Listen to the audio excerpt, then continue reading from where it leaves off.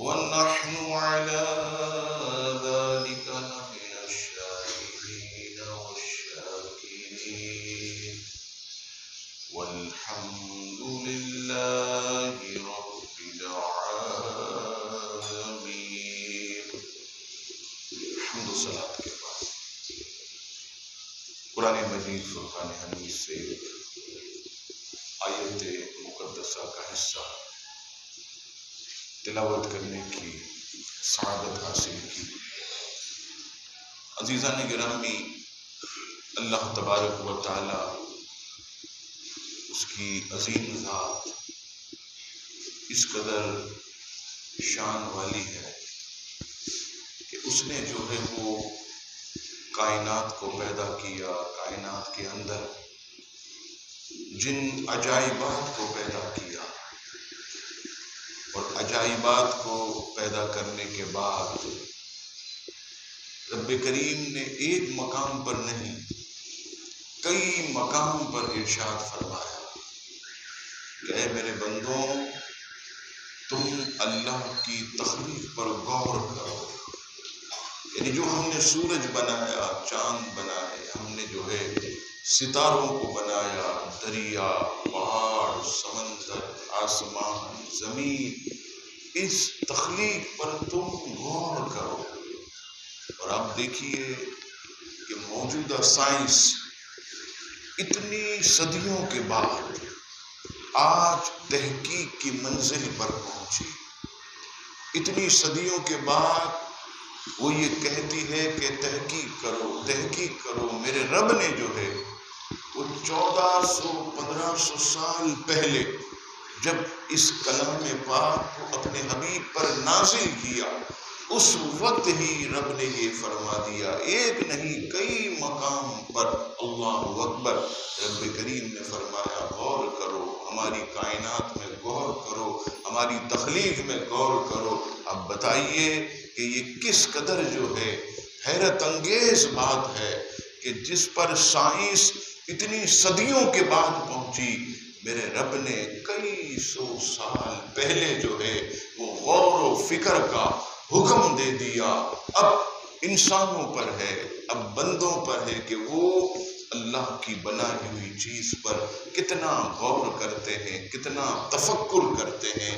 اب آئیے عزیزان گرامی، آج ہم ایک ایسا موضوع کہ جو کائنات کی تخلیق کے متعلق ہے کہ کائنات یہ کیسے محض وجود میں آئی. ملحدین جو اللہ تبارک و تعالیٰ کے وجود کا انکار کرتے ہیں، اللہ کی ذات کا انکار کرتے ہیں، ان کا یہ کہنا ہے کہ خود بخود جو ہے یہ زمین بن گئی، خود بخود آسمان بن گیا، خود بخود جو ہے یہ ستارے، چاند، سورج یہ اپنے اپنے جو ہے کاموں میں لگے ہوئے ہیں. معاذ اللہ، ان کا کوئی خالق نہیں ہے، ان کا کوئی بنانے والا نہیں ہے. عزیزان گرامی، ایسے ہی کچھ لوگ ہمارے امام اعظم ابو حنیفہ کے پاس آئے اور مناظرے کی دعوت دی. یہ ملحدین تھے کہ جو اللہ کا انکار کرتے، جو کائنات بنانے والے رب کا انکار کرتے، عالمین کو پالنے والے مولا کا انکار کرتے ہیں. امام اعظم ابو حنیفہ نے مناظرے کا چیلنج جو ہے وہ قبول کیا، اور قبول کرنے کے بعد وقت دے دیا کہ اس وقت اس دن جو ہے فلاں مقام پر مناظرہ ہوگا کہ اللہ تبارک و تعالیٰ نے اس کائنات کو بنایا ہے. اس کائنات کا کوئی نہ کوئی خالق ضرور ہے، کوئی ایسی ہستی ضرور ہے کہ جس نے اس کائنات کو بنایا اور چلا رہا ہے. اب عزیزان گرامی، مناظرے کا دن آیا، وقت آیا. امام اعظم ابو حنیفہ رحمت اللہ تعالی علیہ وہ تھوڑا سا جان بوجھ کے تاخیر سے پہنچے، دیر سے پہنچے. اب جب دیر سے پہنچے، ملحدین کہنے لگے یہ کیا بات ہوئی، آپ نے اپنے وقت سے جو ہے وہ ٹائم زیادہ کر دیا، آپ نے تاخیر کر دی. امام اعظم فرمانے لگے میں تمہیں کیا بتاؤں، میں جب تمہارے پاس آ رہا تھا تو راستے میں ایک دریا تھا، مجھے کشتی نہیں مل رہی تھی.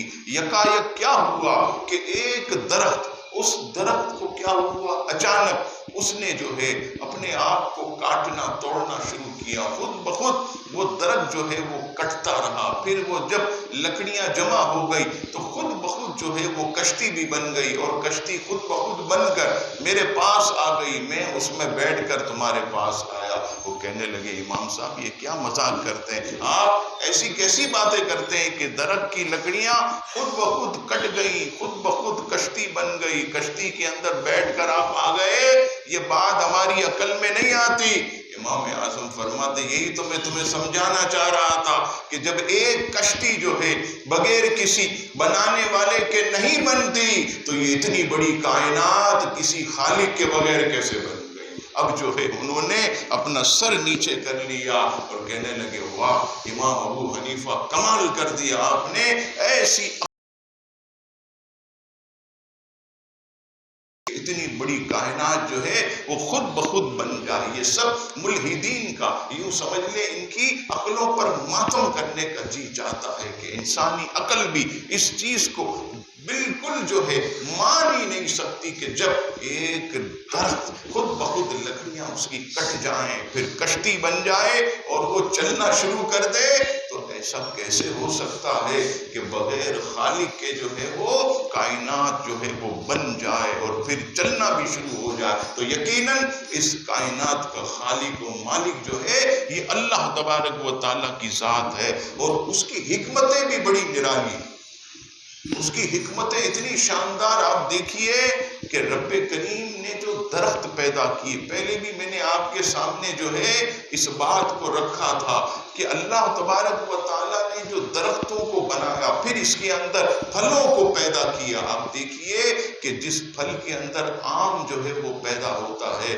اس پھل کے اندر صرف آم پیدا ہوتا ہے۔ کسی جو درخت میں اگر ناریل پیدا ہوتا ہے تو ناریل ہی پیدا ہوتا ہے، کسی میں سیب پیدا ہوتا ہے تو صرف سیب ہی پیدا ہوتا ہے۔ ہمارا کام تو صرف بیج ڈالنا، پانی دینا ہے، باقی میرے رب کا کام ہوتا ہے، وہی ہر چیز کو بناتا ہے۔ تو ایسے ہی ایک شخص کے بارے میں مشہور واقعہ کہ اللہ کی حکمتوں پر اعتراض کرنے لگا اپنی ناقص عقل سے کہ اللہ تبارک و تعالیٰ نے یہ کیا کیا۔ ہوا یہ کہ ایک باغ کے اندر وہ چلا گیا، جیسے ہی باغ کے اندر گیا تو باغ کے اندر جا کر گرمی بہت شدید تھی، کسی درخت کے نیچے لیٹ گیا۔ درخت کے نیچے جب لیٹا تو اس نے دیکھا کہ یہ جس درخت کے نیچے لیٹا ہوا ہے، اللہ اکبر، وہاں پر درخت ہی آس پاس درخت ہے۔ اب کیا ہوا، یہ ایسے لیٹ کر اوپر دیکھتا ہے، کہتا ہے یہ ناریل کا درخت، یہ اتنا اونچا، اتنا اوپر ناریل، اور یہ لیمبو کھٹے، یہ اتنے نیچے۔ اللہ اکبر، یہ دلی دل میں کہنے لگا کہ اللہ تبارک و تعالیٰ اگر اس ناریل کو جو ہے وہ نیچے رکھ دیتا اور یہ لیمبو اس کو اوپر کر دیتا تو یہ کیا اچھا ہوتا کہ میں بھی ناریل جو ہے وہ توڑ کر پینا شروع کر دیتا۔ لیکن یہ اللہ نے کیا کیا کہ ناریل کے درخت کو جو ہے بہت اونچی جگہوں پر ناریل ہے اور لیمبو جو ہے وہ نیچے ہیں۔ اتنے میں کیا ہوا، اس کی آنکھ لگی، جیسے ہی آنکھ لگی تو ایک لیمبو جو ہے وہ درخت سے ٹوٹ کر سیدھا اس کے سر پر گرا۔ جب سر پر لیمبو گرا، لیمبو چھوٹا ہوتا، فوراً اس کی آنکھ کھل گئی، اور آنکھ کھلنے کا بعد اس نے دیکھا کیا گرا، لیمبو پڑا ہوا تھا۔ تو کہنے لگا مولا تیری حکمتیں تو ہی سمجھتا ہے، تو نے صحیح کیا، لیمبو جو ہے وہ نیچے رکھا، اگر ناریل نیچے ہوتا اور وہ میرے سر پر گرتا تو پھر میرے ناریل کا کیا ہوتا، میرے اس ناریل کا کیا ہوتا۔ یہ اللہ کی حکمت ہے، اللہ اکبر، کہ جو بندوں کی سمجھ میں نہیں آتی، لیکن میرا رب جو ہے اسے خوب جانتا ہے۔ آپ نہیں دیکھتے کہ اللہ تعالیٰ نے سب کو مال کیوں نہیں دیا، یہ اس کی حکمت ہے۔ اللہ تعالیٰ نے سب کو غریب پیدا کیوں نہیں کیا، یہ اس کی حکمتیں ہیں۔ اللہ تبارک و تعالیٰ نے ساری زندگی کسی کو خوشحالی کیوں نہیں دی، یہ اس کی حکمتیں ہیں۔ آپ دیکھیے کہ یہ درد سر کے اندر جو انسان کے تکلیف ہوتی ہے، فرمایا کہ یہ بھی اللہ کی یاد ہے۔ رب کریم کسی کو یاد فرماتا ہے، سر میں تکلیف ہوتی ہے، پھر وہ برداشت کرتا ہے۔ اللہ تعالیٰ اس برداشت پر بھی جو ہے، گناہ گار ہے تو گناہوں کو معاف کرتا ہے، نیک ہے تو درجات کو بلند کرتا ہے۔ یہ سب اللہ کی حکمتیں. تو عزیزان گرامی، رب کریم ایک چھپا ہوا خزانہ تھا، حدیث قدسی. اور اس کو 11ویں صدی کے مجدد شاہ عبد الحق محدث دہلوی رحمۃ اللہ علیہ اپنی کتاب میں نقل فرماتے ہیں کہ حدیث قدسی رب کریم فرماتا ہے کہ میں چھپا ہوا پوشیدہ خزانہ تھا. ابھی کچھ بھی نہیں، کائنات بھی نہیں بنی، کچھ بھی نہیں، صرف ایک اللہ وحدہ لا شریک کی ذات، ازلی بھی ہے، ابدی بھی ہے، اول بھی ہے، آخر بھی ہے، ہمیشہ سے ہے، ہمیشہ رہے گا، صرف اس کی ذات. تو رب کریم فرماتا ہے کہ میں چھپا ہوا خزانہ تھا. جب میں نے یہ ارادہ کیا کہ لوگ میری عبادت کریں، مجھے پہچانے، تو میں نے اپنے نور کے فیض سے سب سے پہلے اپنے حبیب کے نور کو پیدا کر دیا. اب یہ دیکھیے، اب یہ ابتدا ہے. کائنات کے اندر اللہ کریم کے سوا کوئی نہیں، اس کی ذات کے سوا کوئی نہیں. وہ ازلی، ابدی، اول، آخر، اس کی ذات کے سوا کوئی نہیں. جب رب کریم نے یہ ارادہ فرمایا تو سب سے پہلے اپنے حبیب صلی اللہ تعالی علیہ وسلم کے مبارک نور کو پیدا کیا. اور اس کی تفصیل مصنف عبد الرزاق، یہ امام عبد الرزاق رحمۃ اللہ علیہ، یہ امام بخاری کے استادوں میں سے. امام بخاری رحمۃ اللہ علیہ، اللہ اکبر، ان کے سامنے بیٹھ کر حدیثیں پڑھا کرتے تھے، حدیثیں سیکھا کرتے تھے. یہ امام عبد الرزاق وہ ہیں. امام عبد الرزاق نے اپنی ایک کتاب مرتب کی جس کا نام رکھا مصنف عبد الرزاق. اس کے اندر اس حدیث پاک کو آپ نے نقل کیا، اور سند دیکھیے کتنی قریب مل رہی. امام عبد الرزاق فرماتے ہیں کہ مجھے حضرت معمر رضی اللہ تعالیٰ عنہ نے بتایا، ان سے امام ابن منقدر انہوں نے نقل کیا، اور انہوں نے حضرت صحابی رسول حضرت جابر رضی اللہ تعالیٰ عنہ سے سنا کہ حضرت جابر رضی اللہ تعالیٰ عنہ نے ایک مرتبہ رسول اللہ صلی اللہ تعالیٰ علیہ وسلم سے پوچھا، یا رسول اللہ صلی اللہ تعالیٰ علیہ وسلم، سب سے پہلے اللہ تعالیٰ نے کس چیز کو پیدا کیا؟ اللہ اکبر. یہ دیکھیے وہی وقت ہے کہ کوئی کائنات میں اللہ کے سوا نہیں ہے، اسی کی ذات ہے. حضرت جابر رضی اللہ تعالیٰ عنہ کا اشارہ اسی طرف، یا رسول اللہ، سب سے پہلے، کائنات سے پہلے، زمین سے پہلے، آسمان سے پہلے، فرشتوں سے پہلے، جنات سے پہلے، بالکل سمندر، دریا، ہر چیز سے پہلے، یا رسول اللہ صلی اللہ علیہ وسلم، سب سے پہلے اللہ نے کس چیز کو پیدا کیا؟ تو نبی پاک علیہ السلام نے فرمایا، اے جابر، اللہ تبارک و تعالیٰ نے کائنات میں سب سے پہلے اپنے نور کے فیض سے تیرے نبی کے نور کو پیدا کیا. پھر فرماتے ہیں کہ پھر اس میں سے ہر خیر کو اللہ نے پیدا کیا، اور اس کے بعد ہر شے اللہ نے پیدا کی. اور جب نور محمدی کو پیدا کیا تو رکھا کہاں؟ اللہ اکبر. نہ اس وقت عرش ہے کہ عرش میں چمکا دیا جائے، نہ حضرت آدم کی پیشانی کہ حضرت آدم کی پیشانی میں چمکا دیا جائے. بنا کر پیدا کر کے رکھا کہاں؟ حضور علیہ السلام فرماتے ہیں، جابر، میرے نور سے اللہ اتنی محبت کرتا تھا کہ 12,000 سال تک اپنے قرب خاص میں میرے نور کو رکھا. 12,000 سال تک میں اپنے قرب خاص میں میرے نور کو رکھا. پھر اس نور کے 4 حصے کیے.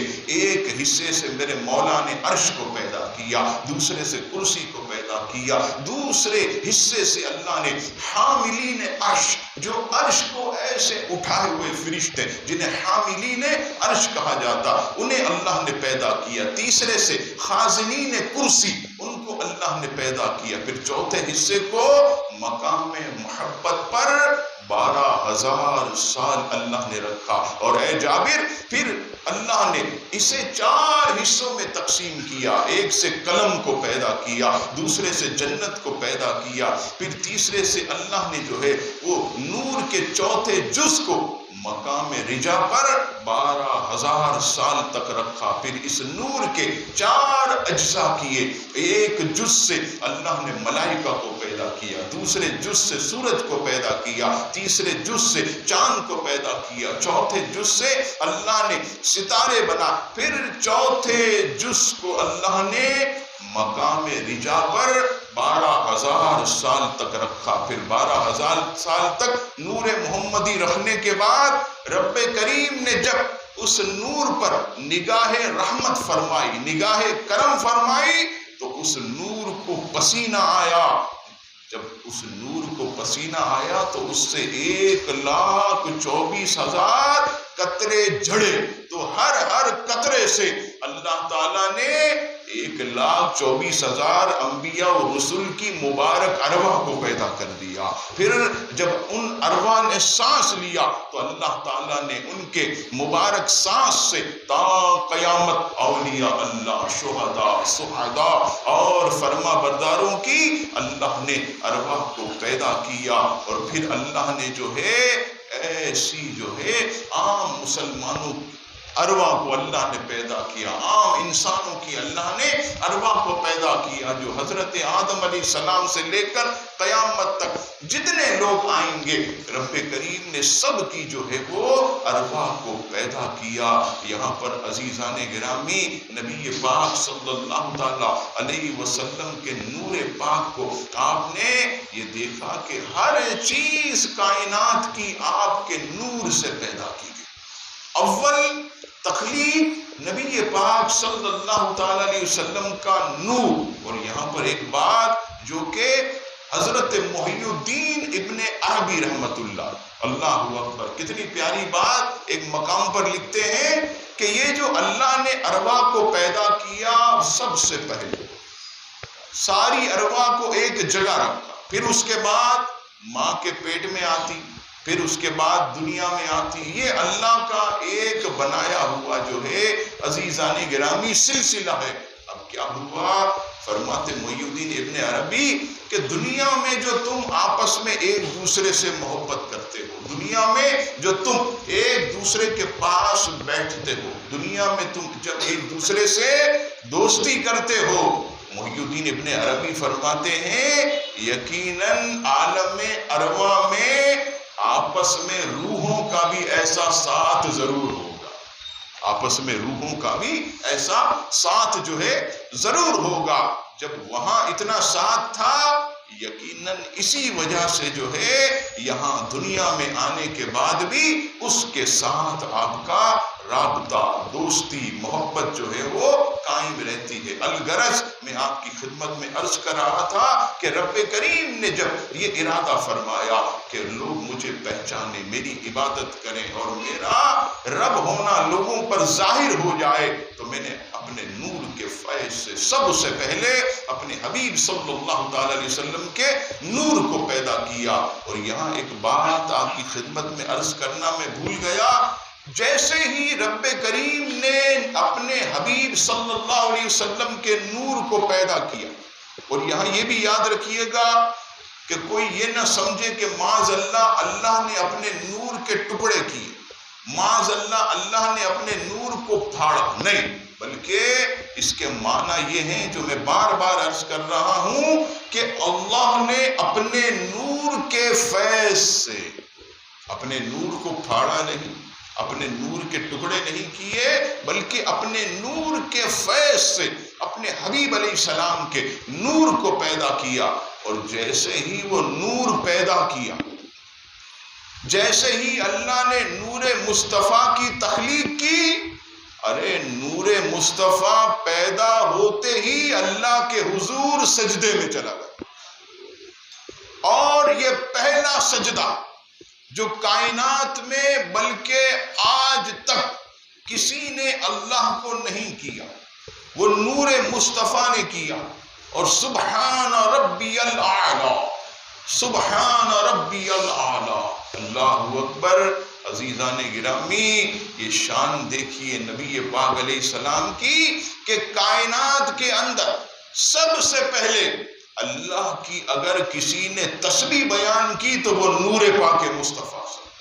حضور علیہ الصلوۃ والسلام کا نور ہے کہ جس نے اللہ کی پاکی بیان کی، اللہ نے تسبیح بیان کی، اور جب اللہ کی تسبیح بیان کی نور مصطفیٰ نے تو ایسا رب خوش ہوا، اتنا خوش ہوا، رب فرماتا ہے اے میرے حبیب کے نور سن، تو نے سب سے پہلے کائنات کے اندر ہماری پاکی اور تسبیح بیان کی ہے، ہماری تعریف کی ہے، اب سن ہم تیرا نام جو ہے محمد رکھتے ہیں، اب ہمیشہ ساری کائنات تیری تعریف کرتی ہے۔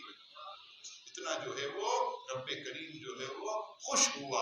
اب آئیے اس موضوع کو جو ہے وہ زیادہ آگے نہیں بڑھاتے، انشاءاللہ میلاد کی رات نبی پاک علیہ السلام کی جب عظمتوں پر بیان ہوگا تو پھر میں انشاءاللہ تعالی اس کو عرض کروں گا۔ اب آئیے کائنات کی تخلیق، رب کریم نے جب ارادہ فرمایا، سورہ اعراف کی آیت نمبر 54 ارشاد باری تعالی ہوا ان ربکم اللہ الذی خلق السماوات والارض فی ستۃ ایام۔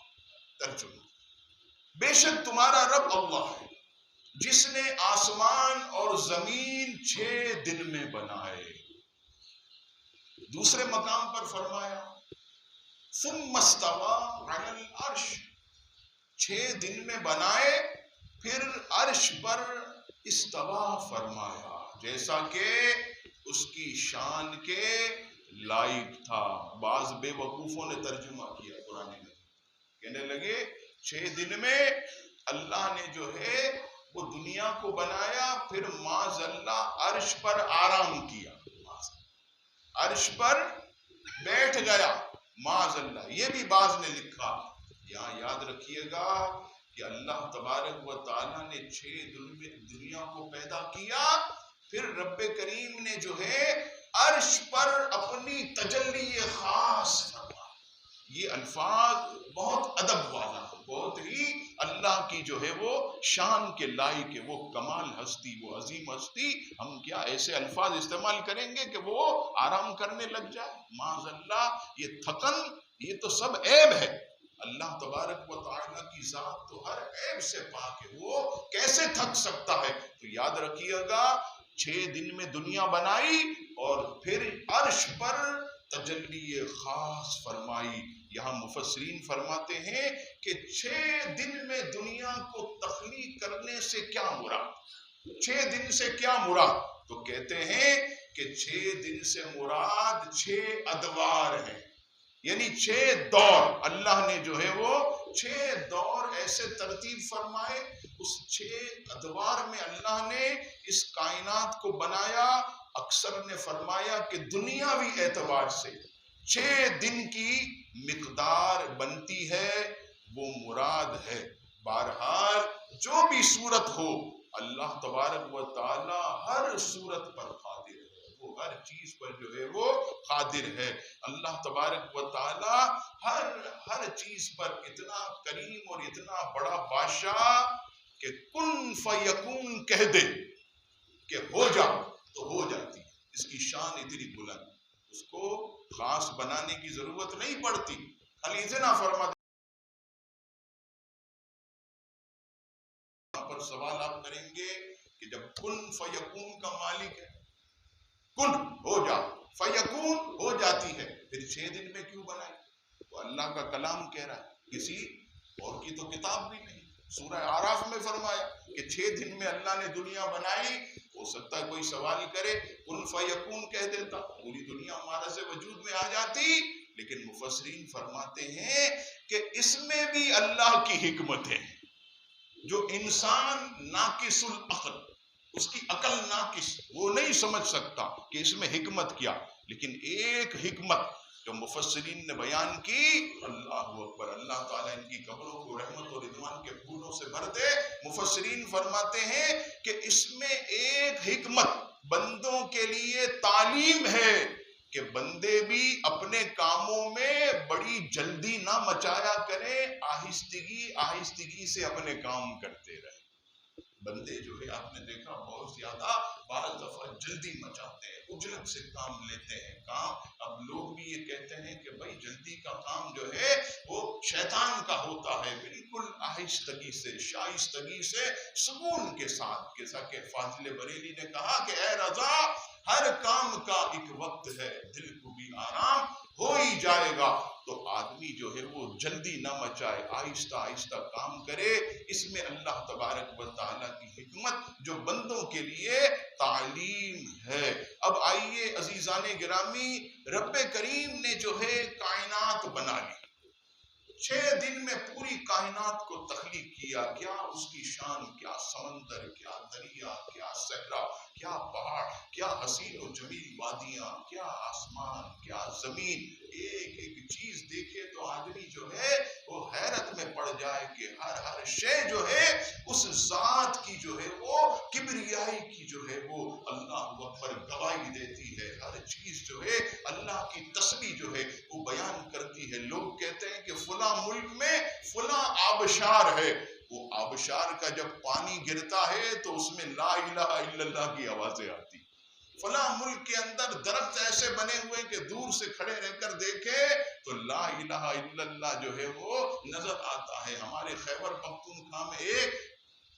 پٹھان بھائی کہنے لگے کہ ہمارے علاقے میں صبح غالباً جو ہے یہ سوات کے بارے میں کہا یا کسی قریب گاؤں کے کہا، وہاں پر ایک پرندہ ہے جو صبح سویرے جیسے ہی سحر کا وقت ہوتا ہے وہ بولنا شروع کرتا ہے۔ کہتے ہیں جب ان کی آواز پر غور سے کان لگائے تو آواز آتی ہے سبحان تیری قدرت، سبحان تیری قدرت، سبحان تیری قدرت۔ تو یہ جتنے بھی پرندوں کا چہچہانا، یہ سارے جو ہے یہ بولیاں، یہ سب اللہ کی تسبیح کرتی ہیں اپنی اپنی زبان میں، لیکن ہم جو ہے اسے نہیں سمجھ سکتے، اس قدر میرے مولا کی جو ہے وہ عظیم ذات ہے۔ پھر جب رب نے کائنات کو پیدا کر لیا، پھر رب کریم نے اپنی عبادت کے لیے فرشتوں کو پیدا کیا سب سے پہلے، اور سب سے پہلے پیدا ہونے والا فرشتہ کون سا دنیا بنانے کے بعد؟ حضرت جبرائیل علیہ السلام، ان کو اللہ نے پیدا۔ پھر اس کے بعد رب کریم نے حضرت میکائیل علیہ السلام کو پیدا کیا، پھر حضرت اسرائیل علیہ السلام کو، پھر اللہ تبارک و تعالیٰ نے حضرت اسرافیل علیہ السلام کو پیدا کیا، اور اس کے بعد رب کریم نے فرشتوں کو پیدا کیا۔ اور یہ سورہ زمر کی آیت نمبر 75 میں جو ہے وہ موجود ہے، وَتَرَى الْمَلَائِكَةَ حَافِّينَ مِنْ حَوْلِ الْعَرْشِ يُسَبِّحُونَ بِحَمْدِ رَبِّهِمْ، اور تم فرشتوں کو دیکھو گے عرش کے آس پاس حلقہ کیے اپنے رب کی تعریف کے ساتھ اس کی پاکی بولتے رہتے۔ اب یہ دیکھیے یہاں پر یہ عرش اللہ کا کتنا بڑا، رب کریم کا عرش جو ہے یہ کس قدر جو ہے وہ بڑا ہے، اور اس کے ساتھ جو ہے عزیزان گرامی اللہ تبارک و تعالیٰ کا جو عرش ہے اس کی لمبائی چوڑائی تو اللہ کے سوا کوئی نہیں جانتے۔ تو یہ کتنے فرشتے ہوں گے جو صرف عرش کے ارد گرد حلقہ کیے اللہ کی تسبیح بیان کر رہے، اللہ تبارک و تعالیٰ کا ذکر بیان کر رہے ہوں گے۔ اسی کو شاعر کہتا ہے کہ درد دل کے واسطے پیدا کیا انسان۔ کتنی پیاری بات شاعر نے کی کہ درد دل کے واسطے پیدا کیا انسان کو۔ انسان کو جو پیدا کیا ایک دوسرے کے دکھ درد میں کام آنے کے لیے، حسد کرنے کے لیے نہیں، ایک دوسرے سے جلنے کے لیے نہیں، ایک دوسرے کی ترقی دیکھ کر اپنے آپ کو جلانے کے لیے نہیں، فرمایا درد دل کے واسطے پیدا کیا انسان کو، ورنہ عبادت کے لیے کچھ کم نہ تھے کرو بیان۔ اللہ اکبر، یہ اللہ کی تسبیح بیان کرنے کے لیے فرشتے کوئی کم نہیں ہے۔ اللہ کا عرش جو ہے وہ بھرا ہوا ہے، آسمان پر ایک تل رکھنے کے برابر بھی جگہ خالی نہیں جہاں پر کوئی فرشتہ کھڑا ہو کر اللہ تبارک و تعالیٰ کی تسبیح بیان نہ کر رہا ہو۔ نہ جانے کتنے کروڑوں سال پہلے اللہ تبارک و تعالیٰ نے انہیں پیدا کیا۔ اس دن سے جو فرشتہ قیام میں کھڑا ہے وہ قیام میں کھڑے رہ کر ہی اللہ کی تسبیح بیان کر رہا ہے. کوئی رکوع میں ہے تو اب تک جو ہے وہ بلکہ قیامت تک رکوع میں رہے گا, اللہ کی تسبیح بیان کرتا رہے گا. جب سے پیدا کیا کوئی فرشتہ سجدے کی حالت میں, وہ ہمیشہ سجدے کی حالت میں اللہ کی تسبیح بیان کرے گا. اور رب کریم فرماتا ہے جانتے ہو یہ فرشتے کتنے ہیں؟ سورہ مدثر کی آیت نمبر 31 میں فرمائے وَمَا يَعْلَمُ جُنُودَ رَبِّكَ إِلَّا هُوَ.